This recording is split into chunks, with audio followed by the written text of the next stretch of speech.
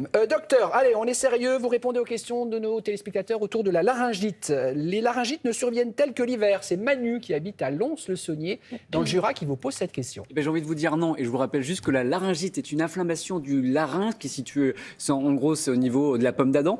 Le larynx a 3 fonctions, dans la respiration, dans la phonation et aussi un petit clapet à l'arrière qui permet d'éviter les fausses routes. Donc, par rapport à la temporalité, oui, c'est plus fréquent en hiver, parce qu'en fait, c'est souvent la conséquence d'un virus. En revanche, vous pouvez aussi l'avoir en période de mai pendant les pollens.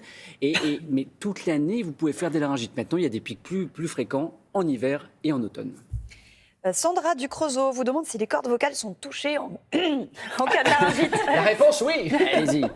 Eh bien, écoutez, j'ai envie de vous dire oui, quand il y a une laryngite, c'est une inflammation donc, du larynx due à un virus. Et en réalité, toute la muqueuse et également les cordes vocales vont se trouver inflammées, œdémaciées, un peu plus épaissies.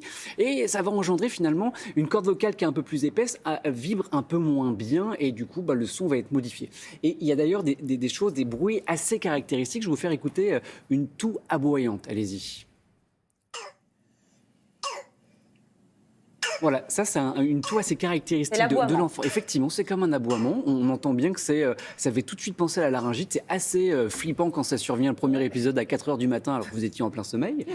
La voix est également enrouée parce que je vous l'expliquais, la corde vocale a un peu plus de mal à bouger. Donc du coup, la voix est modifiée. Et on peut aussi avoir des difficultés respiratoires, le fait de devoir essayer de respirer un peu plus. Donc oui, ça touche les cordes vocales en cas de laryngite. Sofiane, c'est pas le nôtre, c'est un autre. Non, je pense pas que ce soit le nôtre. À moins qu'il habite Besançon, notre Sofiane, je ne sais pas. Existe-t-il un vaccin pour protéger contre la laryngite, docteur? Non, pas de vaccin qui protège de la laryngite, même si c'est viral, il n'y en a pas de vaccin. Je rappelle, en moyenne, ça dure une petite semaine. Et puis, c'est le traitement, c'est des corticoïdes pour calmer un peu l'inflammation. À ne pas confondre avec l'épiglottite, qui est heureusement devenu de plus en plus rare. Je vous parlais tout à l'heure de l'épiglotte, une petite clapet qui ferme pour éviter les fausses routes. Il peut y avoir une épiglottite, c'est une atteinte bactérienne pour le coup, mais ça a grandement diminué parce qu'il y a des vaccinations, notamment Haemophilus influenza type B. En médecine, vous avez de ces noms à rallonge? Oui, moi aussi, ça ne m'arrange pas trop. Hein.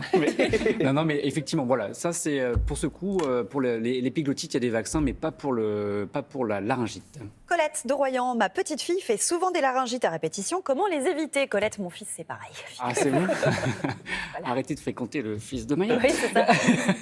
Non, alors déjà, vous connaissez tous les gestes barrières. En fait, on a entendu beaucoup parler. En fait, ça fonctionne pour tous les types de maladies, grippe, gastro, tout ça. Dans la laryngite, oui, on se lave les mains. Le lavage de nez, c'est important. Maintenant, s'il y a des laryngites à répétition, il y a quand même des questions à se poser. Est-ce que c'est pas un phénomène de reflux? Vous savez, quand il y a un petit peu d'acidité qui remonte et qui peut aller irriter les cordes vocales. On a également les allergies. Est-ce qu'il y a pas une allergie qui peut favoriser ce genre de laryngite?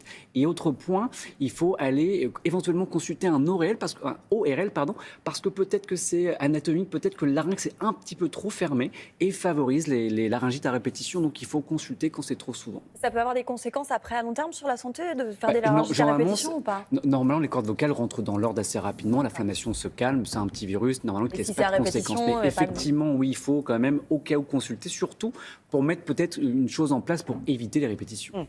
Docteur a une mission, répondre en 15 secondes. Pourquoi les adultes font moins de laryngite que les enfants? Chez les adultes, on en fait moins parce qu'en fait, le larynx est un peu plus ouvert. Ah. J'ai perdu mon micro. On va le retrouver. Oui, mais il y a une partie qui est à l'intérieur. Alors, braquez les caméras sur Maya. Allez-y, on arrête la consulte. Allez-y, une chanson. docteur. Le larynx chez l'adulte est un peu plus ouvert et la muqueuse qui tapisse l'intérieur du larynx est moins fragile que chez l'enfant, ce qui explique que finalement, les adultes peuvent en faire, mais moins fréquemment.